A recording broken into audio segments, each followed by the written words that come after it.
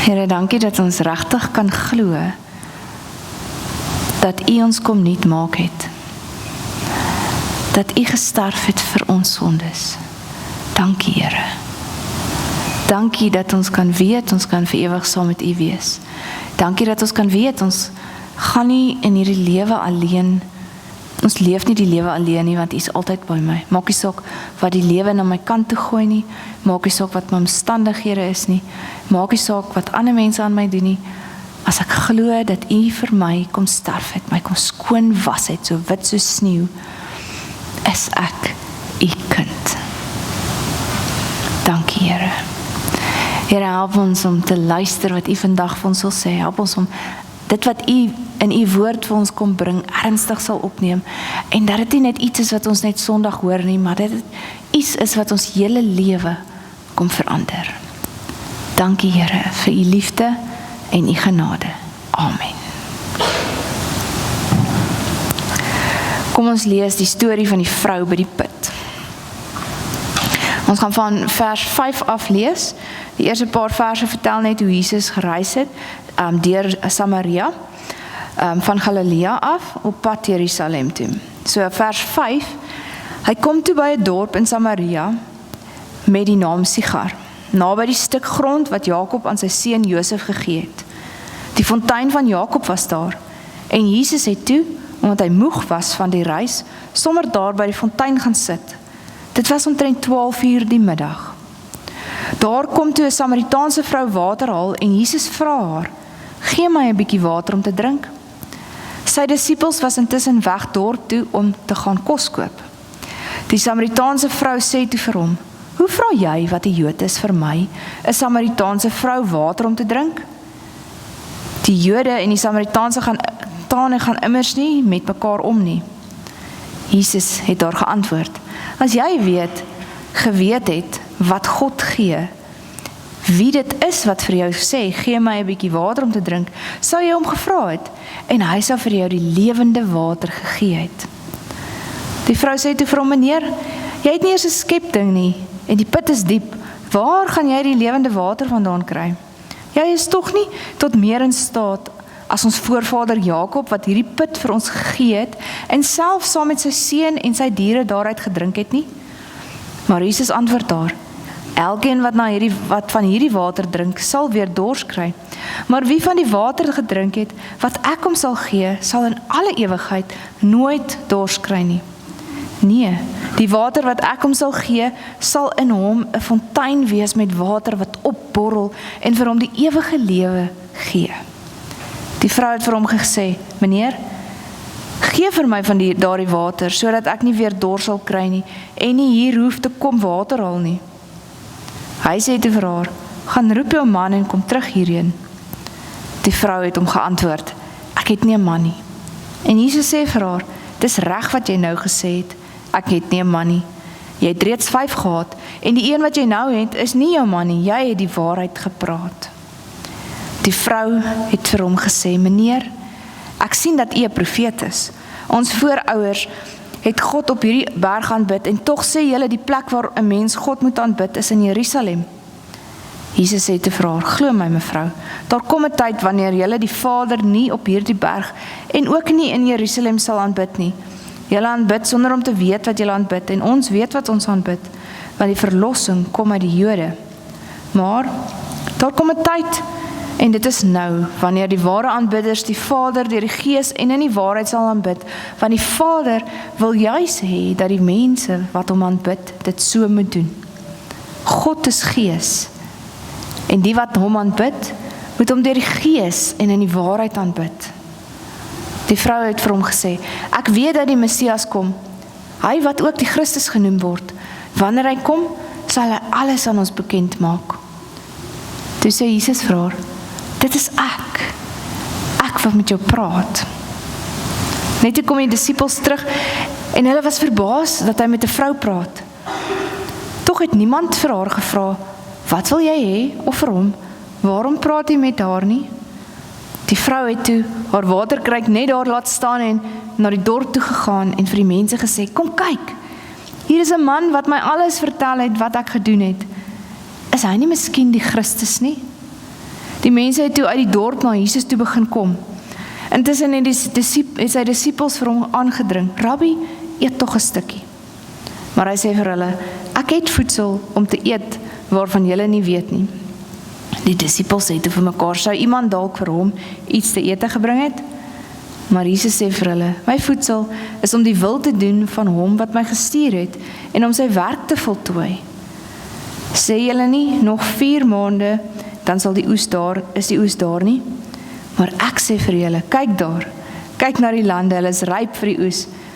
Nou al ontvang die man wat oes sy loon en samel hy die oes in vir die ewige lewe. So is die een wat saai en die een wat oes saam bly. Hier is die gesegde waar, die een saai en die ander sal maai. Ek het julle gestuur om 'n oes in te samel waarvan julle nie gearbei het nie. Ander het gearbei en julle pluk die vrug van hulle arbeid. Baie van die Samaritane in daardie dorp het tot geloof in Jesus gekom op grond van die woorde van die vrou wat getuig het. Hy het my alles vertel wat ek gedoen het. Toe die Samaritane by hom kom, het hulle by hom daarop aangedring om by hulle te bly. Hy het 2 dae daar gebly. Nog baie meer van hulle het tot geloof gekom in hom op grond van wat hy gesê het. En hulle het vir die vrou gesê, ons glo nie meer op grond van wat jy vertel het nie, want ons het self na hom geluister. En ons weet dat hy waarlik die verlosser van die wêreld is. Ons lees dit daar. So die verhaal van die Samaritaanse vrou, wat 'n vreemde man by hulle put sien sit. Sy weet dadelik as 'n Jood, en sy hou sommer dadelik nie van hom nie. Hoe vra jy dan wat 'n Jood is vir my om 'n Samaritaanse vrou om water te drink? Dis mos nie gehoord nie. Hulle het regtig nie van mekaar gehou nie. Maar as 'n mens dink, daar's baie verhale as mens die Ou Testament lees van waar mense mekaar by 'n waterput ontmoet. Abraham se slaaf ontmoet sy toekomstige skoondogter daar. Abraham se kleinseun Jakob ontmoet vir Rachel sy vrou daar. En selfs Moses ontmoet sy vrou by die waterput. In hulle kultuur eintlik 'n baie bekende verhaal wat so half die basisverhaal geraak het van 'n romantiese verhaal, né? Vreemde man kom van ver af, hy ontmoet 'n vrou by die water wat gaan water haal. And the rest is history, né? Miskien is dit hoekom die disippels so verbaas is dat hy met 'n vrou praat, né? En dat hy daar staan en praat met haar. En hulle sê, Here, waarmee is hy nou besig, né? Maar Jesus se aanbieding is nie 'n huweliksaanbod nie, maar wel een van nuwe lewe.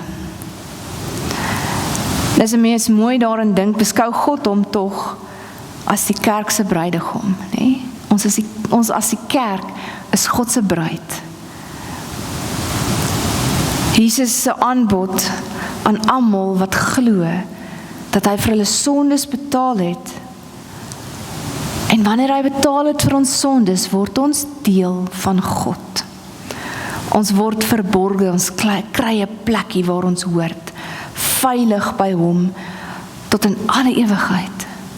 En maak nie saak wat met ons gebeur nie, maak nie saak wat ons omstandighede is nie, maak nie saak wat ander mense aan jou doen nie, jy's veilig by hom. God se eiendom, ons is God se. Nee, ek weet nie of julle besef nie, maar dit gee my hoendervleis, want God sê ons is syne, die God van die heelal sê ons is syne. Ons is die een wat God liefhet met sy hele hart. En dan verder bied Jesus vir haar hierdie lewende water aan.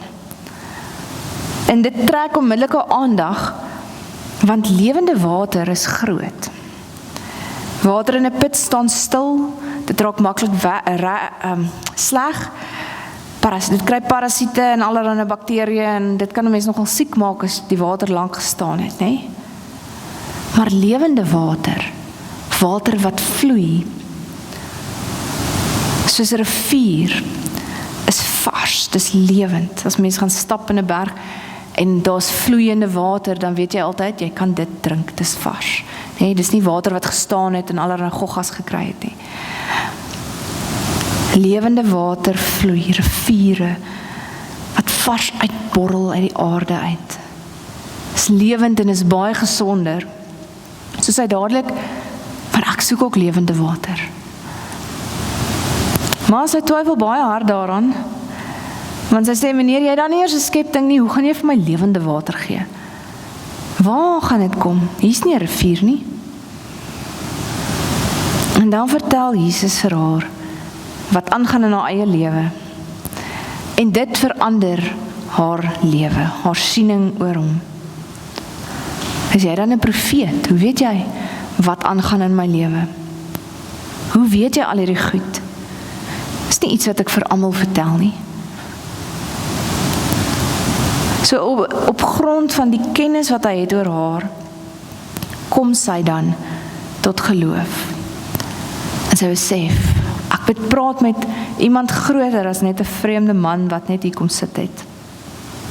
En in daardie tyd was dit baie groot geweest. Dit is nie soos vandag waar ons inligting so vrylik beskikbaar is. En jy nooit vir iemand gaan glo as hulle vir jou vertel van wie jy is nie. Jy gaan dalk vra, stok jy my op Instagram of wat gaan aan? Hoekom weet jy so baie van my? Nee, want inligting is so vrylik beskikbaar. Jy kan dit enige plek kry. Maar vir haar was dit bonatuurlik. Vir haar was dit groot, want inligting was nie so vrylik beskikbaar nie. Hy het haar nog nooit ontmoet nie. En hier sê hy vir haar wie sy is. Jesus sê vir haar, ek is die lewende water. Ek is hom, ek is dit. Ek het gekom om vir jou lewe vir altyd te gee. Ek is die Messias waarvoor jy wag.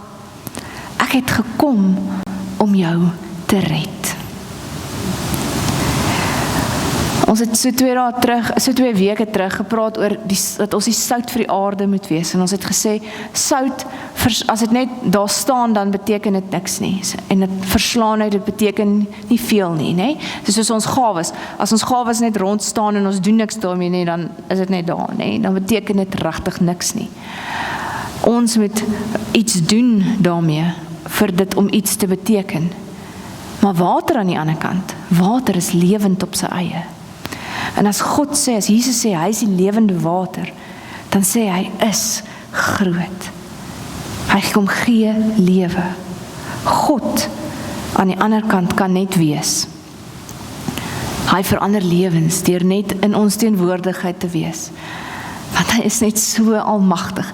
Hy is net so amazing. Hy is net so groot. Sy los hom in haar waterkruik net daar en sy hardloop terug dorp toe en sy gaan vertel haar getuienis. En sy sê, julle, iemand het my vertel wie ek is. Hulle weet presies wie ek is. Ek dink hy is die Christus. Ek dink hy is die een waarvoor ons gewag het. Ek dink ek het die Christus ontmoet. Die een wat ons kom nuut maak. Ek het hom ontmoet. Hy staan buitekant, net buite die dorp. Hy staan by ons put. Gaan kyk.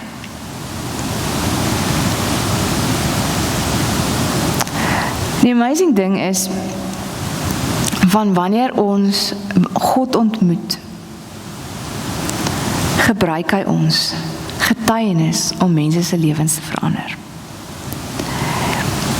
En haar getuienis het 'n klomp mense se lewens verander, want hulle was dus ook, maar dan moet ons gaan kyk, want ek wil ook 'n nuwe lewe hê. Ek wil ook wees soos sy, so opgewonde. Kom ons gaan kyk. En hulle ontmoet vir Jesus daar, hy wag vir hulle. En kom 'n klomp mense kom tot bekering. So wat beteken hierdie hele stuk dan nou vir ons? Wat maak ek hiermee? Wat beteken dit vir my as mense tot bekering kom? Ek dink as God na ons toe kom en ons ontmoet ons, in die eerste plek werk hy met ons. Hy werk met ons. Jy is nie net 'n objek wat iets moet doen nie. God sien ons raak. Hy sien ons raak. Hy kom en hy sê, ek weet wat in jou lewe aangaan. Ek weet wat jou seer en pyn is. Ek weet waartoe jy gaan. Ek ken jou bekommernis. Ek weet dit is nie altyd so maklik nie. Ek verstaan. Die lewe gebeur. Die lewe het baie krisisse en seer en baie keer is dit jou skuld. Baie keer is dit jou eie skuld, jou eie keuses. Wat jy doen, maak en jy maak droog, jy maak seer.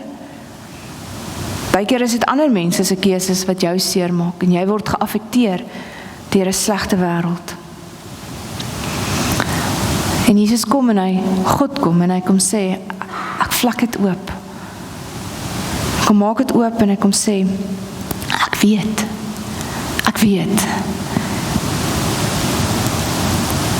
Maar ten spyte van die feit dat ek weet, wil ek vir jou lewe kom gee. Ek wil vir jou hierdie lewende water kom gee.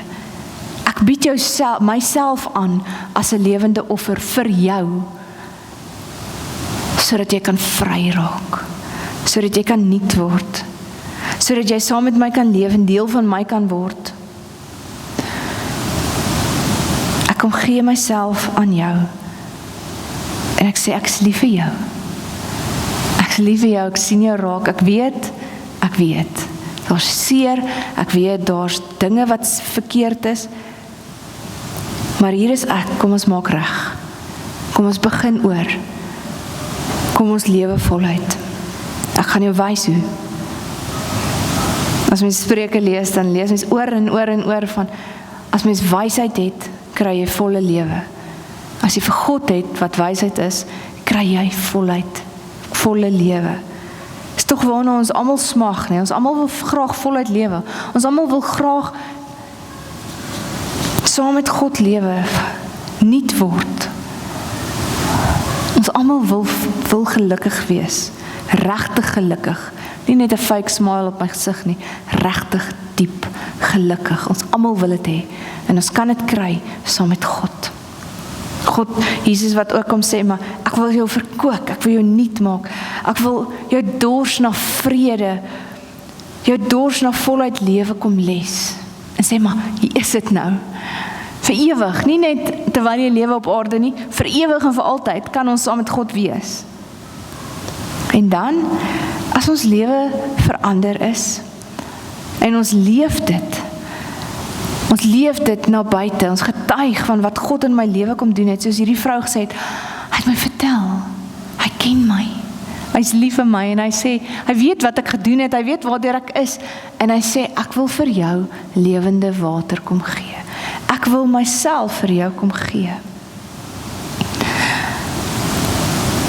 Dan gee ons die geleentheid vir ander mense, om ook by God op te daag, en te sê, Here, ek is hier, Here, ek wil ook voluit lewe. Ons lewe verander. Miskien kan ek ook vrede hê, miskien kan ek ook voluit lewe, miskien kan ek ook anders wees. Here Jesus, hier is ek. En Jesus beloof, hy sal niemand wegwys nie. Hy staan en wag, hy het gesterf vir ons almal. Hy ontvang almal wat vra en soek met oop arms. Ek het vir jou gewag. Ek ken jou. En ek is so verskriklik lief vir jou. Ten spyte van wat gebeur het. Ek is lief vir jou. En ons almal se paai lyk anders, hè? Ons almal se paadjies op pad na God lyk anders. As mens nou net die twee verhale van verlede week en hierdie week lees, Nikodemus was nuuskierig, maar was baie versigtig. Dit het hom lank gevat om op die ou ende regtig totaal en al oor te gee aan God. En te sê, Here, hier is ek nou heeltemal. Dit het hom 'n ruk gevat. Die vrou se lewe is totaal en al 100% dadelik verander. Sy is ook nuuskierig, maar haar pad het anders gelyk. En die amazing ding is, God het hulle albei aanvaar en hulle lief. So, my paadjie saam met God en jou paadjie saam met God lyk anders. Maar die punt is, ons almal kan by God uitkom. Ons almal, God staan en hy maak sy arms oop vir ons almal. Hy het vir almal gesterf. Ons almal kan kies om hom te glo. Te sê maar, hy is werklik die een vir wie ons gewag het ons hele lewe lank. Hy is ons Christus, hy is ons verlosser, hy is die God van die heelal, hy is groter en sterker as enige van ons probleme. Hy is in beheer, ek is syne, ek kan syne wees. Ek wil hê ons met 'n oomblik van stilte, ons doen baie stilte hier kwartaal. Ek weet nie of jy waardeer of jy gechallenge word nie, maar kom ons word stil voor die Here. En sê vir hom, Here, ek wil ook. Here, hier is ek ook. En as jy dit al klaar in jou lewe gedoen het, wees net by hom. En raak net weer bewus van, dat hy regtig deel is van jou lewe. Hy's regtig deel van jou lewe. Dis nie net 'n mite nie, dis nie net iets wat ek myself vertel nie. As jy glo, is hy deel van jou lewe. Herinner jouself, sê Here, hier is ek. Hier is ek. Kom ons word stil.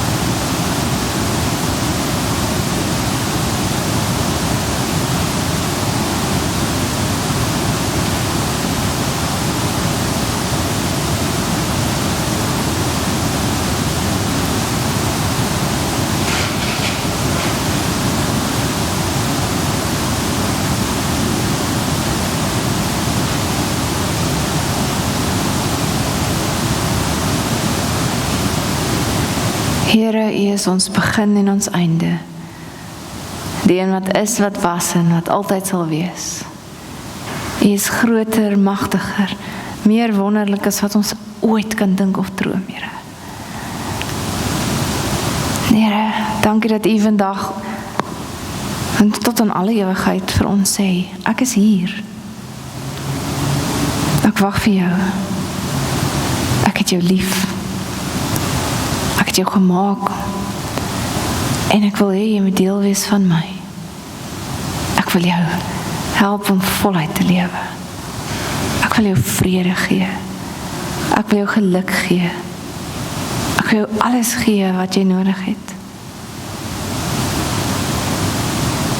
Here, party van ons sit hier en seer is diep.